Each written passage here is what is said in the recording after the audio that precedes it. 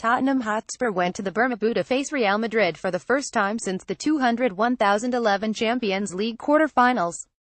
Unlike that match, Tottenham didn't limp home with a 40 loss. Instead, Spurs defended for their lives, countered when they could, and took advantage of a Rafael Varane own goal to escape with a glorious point in a 11 draw. There's a lot to unpack in this match. Let's take a look at a few things we learned from this monumental result.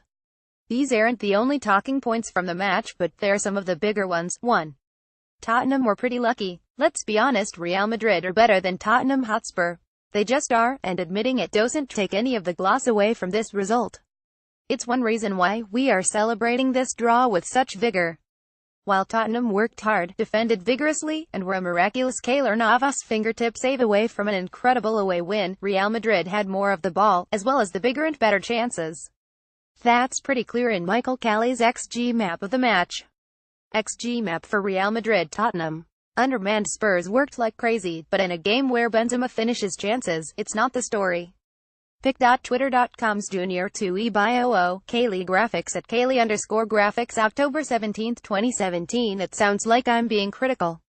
I'm not. An a 0.8 xg at the Bernabeu is not at all a bad result. However, even as I mentioned Navas' save on Harry Kane in the second half, I'd be remiss if I didn't note that Madrid, Benzema and Ronaldo in particular, had a number of really good chances that didn't quite pin out. Moreover, Mauricio Pochettino's tactics made everyone scratch their heads. Rather than play an actual fullback, Poch instead pushed Jan Vertonghen wide left, dropped Dier into central defense, played a midfield three of Moussa Sissoko, Christian Eriksen, and Harry Winks, with Harry Kane up top beside Fernando Llorente. That shouldn't have worked, and indeed Spurs looked super open at various points in the match. Spurs' backline looked like one that wasn't always on the same wavelength. The absence of Ben Davies seemed to discombobulate the defensive line, and Madrid were able to capitalize on that disorganization much more effectively than Bournemouth did this past weekend. Whether keeping Vertonghen in central defense alongside Toby Alderweireld and Davinson Sanchez and having a more traditional Spurs lineup would have been better is an open question.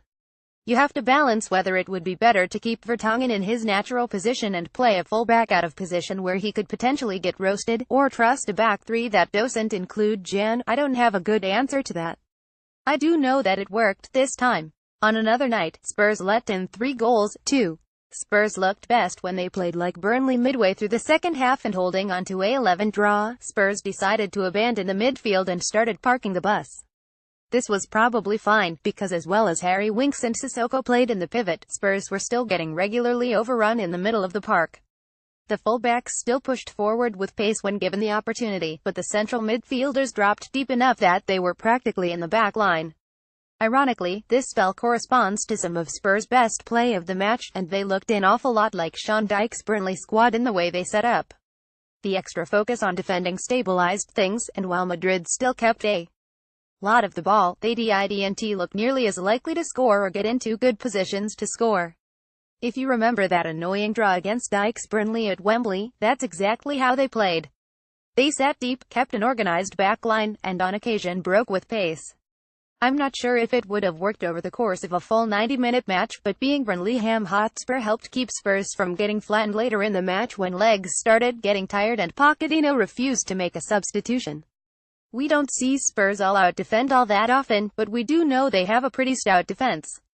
It's nice to know that they have that ability to park the bus when required, and that Pochettino isn't afraid to go against his better nature and choose that option when it's appropriate. 3. Winks and Sissoko were great, but Laura saved Tottenham. There were a number of standout performers for Spurs against Real.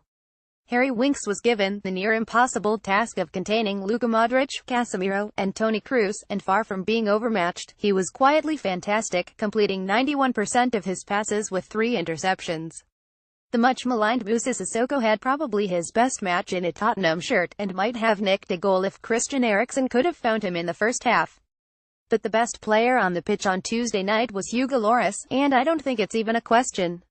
Spurs' defense was severely tested by Benzema, Ronaldo, Isco, and Kroos, and Hugo was called into action more times in that match than in any game so far this season.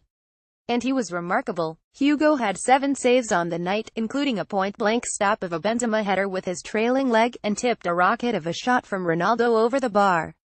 On a night where Spurs' defense looked a little bit rocky, Lloris rose to the occasion and reminded us why he's considered one of the best keepers in Europe. 4. Fernando Llorente showed he has a role as a starter in this Spurs team. A lot of eyes turned sideways towards Mauricio Pochettino when his starting 11 was released, and it included Fernando Llorente starting alongside Harry Kane, instead of the expected Son Heung-min.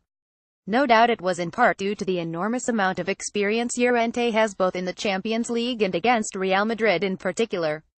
At this stage in his career, Llorente is a limited player. He's never been particularly fleet of foot, and now that he's well past 30, he's not a player you throw in and expect to press defenders or make dangerous runs off the back shoulder of defenders. But in many ways, Llorente was Spurs' best and most effective attacker against Madrid. Llorente is a very capable target man up front, and by virtue of his ability to hold up play when necessary, it allowed Kane a freer role to drag defenders out of position and make space for others to run into. Llorente also had a number of flick-on headers, and showed an ability to pick out his on-rushing teammates with a well-weighted pass, especially in the second half when he dropped into a 10 role behind Kane. The best example was his perfect ball into the box to Kane in the second half that would have been a goal had Navas not gotten a finger to it. Oh, and he also would have won a penalty for Spurs after getting hooked in the box, if not for the match official curiously waving play on. Llorente is unlikely to recreate the kind of scoring that he showed last season at Swansea City. That's probably okay. What he showed in his 70 minutes against Real Madrid is that he's the creative 10 that we wished Roberto Soldado would have been. If he can do the kinds of things against Premier League teams like what he did against Madrid, he's going to be a very useful tactical change-up option for Mauricio Pochettino. On a night where Christian Eriksen was man-marked into a shadow of his usual self, it was Llorente who filled that creative void.